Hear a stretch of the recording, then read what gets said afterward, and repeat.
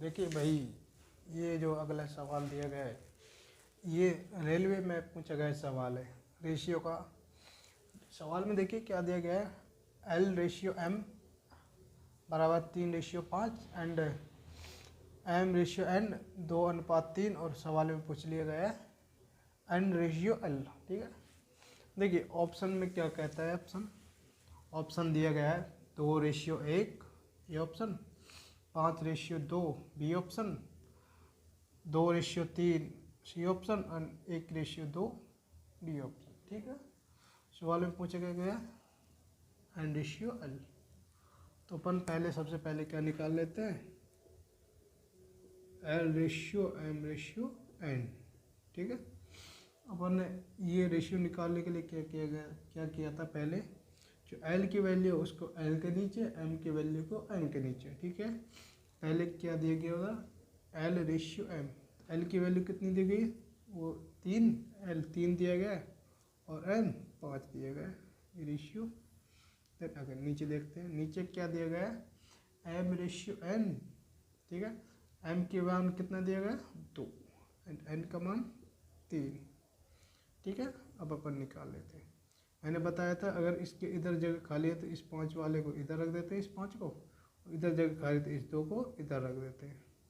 अब अपन L ratio M ratio N निकालने के लिए इधर क्या कर देते हैं, गुना, रेशियो का गुना कर देते हैं। ठीक है, तो गुना करने के बाद कितना है, 3 दून 6, 5 दून 10, 5 तिया 15।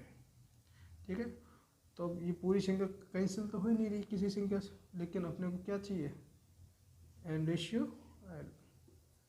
तो एन की वैल्यू इधर कितनी दी गई, 15, और एल की वैल्यू 6। इसका मतलब क्या है, एन बड़ा होना चाहिए, एल छोटा होना, यानी पहली वाली संख्या बड़ी, दूसरी वाली संख्या छोटी। ठीक है, तो पहली वाली संख्या बड़ी इसमें तो है ही नहीं पहली बड़ी, तो ये तो ऑप्शन ऐसे ही कट गया। इसमें देखते हैं, पहली बड़ी है दूसरी छोटी है, पहली बड़ी है दूसरी छोटी है, पहली बड़ी दूसरी छोटी। ठीक है, एक ऑप्शन कट गया। अब देखते हैं अभी क्या आंसर हो सकता है।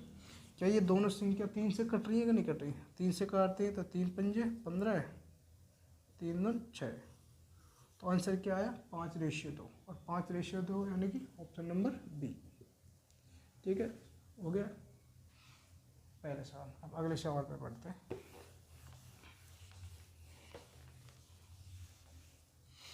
देखिए भाई, ये सवाल तो अपना हो गया। अब इस सवाल पे पढ़ते हैं। सवाल में क्या दिया गया है, ये x बराबर 1/3 इंटू वाई। तो यहाँ से अपन x और y की वैल्यू निकाल लेते हैं। इस 3 का इधर मल्टीप्लाई कर देंगे इधर, तो कितना हो जाएगा, 3x बराबर y। देखिए जो इधर वाली संख्या x के मल्टीपल में है वो हो जाएगी y की वैल्यू। ठीक है, और y के मल्टीपल में क्या है यहाँ पर 1, तो 1 हो जाएगी x की वैल्यू। यहाँ से अपन निकालते हैं x ratio y, x ratio y क्या आ जाएगा, 1 की वैल्यू कितनी आएगी 1, और y की वैल्यू 3। ठीक है, पहला रेशियो निकल गया भाई। ठीक है भाई, ये समझ में आ गया कैसे निकाला। अब अगली कंडीशन पे बढ़ते हैं। अगली कंडीशन y बराबर 1/2 इंटू जेड। ठीक है, अगेन वही करते हैं, इस 2 का इधर मल्टीप्लाई कर देते हैं, यानी 2 इंटू वाई बराबर जेड। जो y के मल्टीपल में होगा वो z की वैल्यू हो जाएगी, और जो z के मल्टीपल में होगा वो y की वैल्यू हो जाएगी। तो ऐसे अपन निकालते हैं y रेशियो z। तो y की वैल्यू 1 एंड z की वैल्यू 2। दोनों वैल्यू निकल गई, क्या आसानी से निकल गई। देखिए भाई, मैथ सीखना है कॉम्पिटिटिव लेवल पर, अगर आप सीखना चाहते हो तो ये छोटा मोटा गुना भाग आपको आना चाहिए। ये कंपटीशन लेवल पर नहीं सिखाया जाता। कंपटीशन लेवल की मैथ थोड़ी ऊपर के लेवल से सिखाई जाती है, बिल्कुल जीरो लेवल से नहीं, थोड़ा सा हल्का सा ऊपर उठना पड़ेगा आपको अपने लेवल से। अब देखते हैं क्या पूछा गया इसमें, X ratio Y ratio Z, क्या यही पूछा गया। इधर देखते हैं, अगेन वही चीज़, एक्स के वैल्यू एक्स के नीचे, वाई की वैल्यू वाई के नीचे। एक्स की वैल्यू कितनी है, 1, वाई की वैल्यू 3, वाई की value 1 and then Y, Z की वैल्यू 2। इसके पास में ये जगह खाली है तो इस 3 को अपन इधर रख लेते हैं, इधर जगह खाली तो इस 1 को इधर रख लेते हैं, बीच में रेशियो का साइन, ठीक है। नीचे गुना, नीचे बराबर लाइन खींच देते हैं और इनका गुना कर लेते हैं। 1 गुना 1 1, 3 गुना 1 3, 3 गुना 2 6, 1:3:6।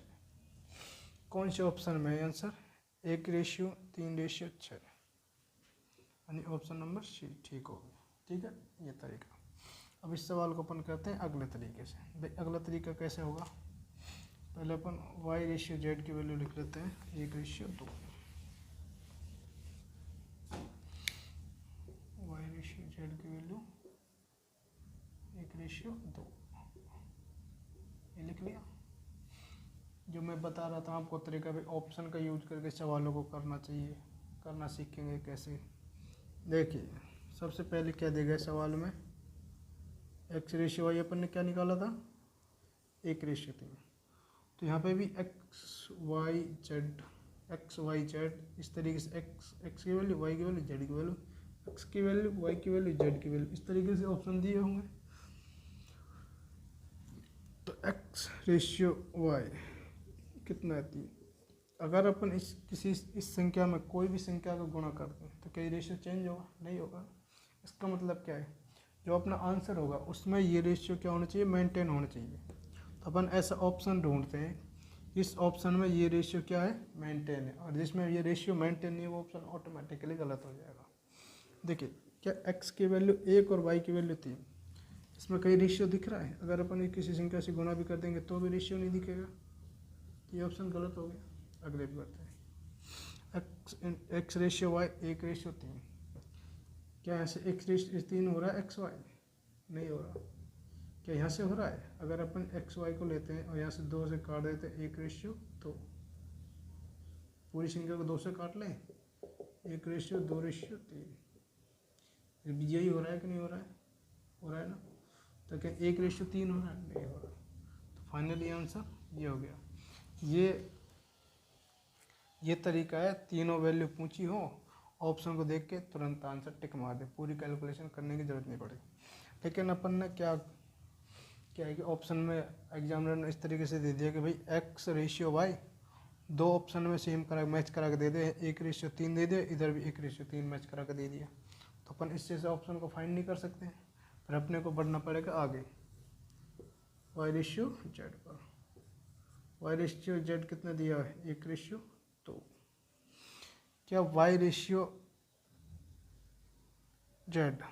1:2 देखते हैं कौन से ऑप्शन में मेंटेन है। ये है y की वैल्यू, ये है z की वैल्यू, ये है y की वैल्यू, ये z की वैल्यू, y और z, ठीक है। देखते हैं क्या y/z 1:2 है? क्या 1:2 है इस ऑप्शन में? नहीं है ना, तो ऑप्शन गलत। इस वाले में पढ़ते हैं, ये कितने दिए? 2:6। अगर अपन इस संख्या को इन दोनों को 2 से काट लेते हैं तो 1:3 बनता है, ना कि 1:2। तो ऑप्शन ये भी गलत। अपन y/z करते हैं, y/z को बाहर निकाल कर लेते हैं, तो कितना है? 3 है ना, 3:6। तो इसको अपन किससे काट लेते हैं? 3 से। तो 1:2। क्या 1:2 फॉर्म हो रहा है क्या? हाँ हो रहा है जी, ये ऑप्शन सही हो जाएगा।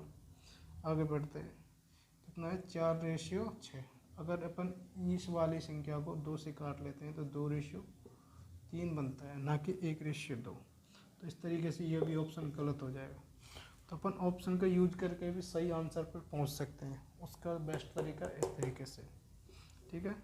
समझ में आ गया? मैंने आपको 2 सवाल कराए, उम्मीद होगी आपको समझ में आया होगा, ठीक है। ओके।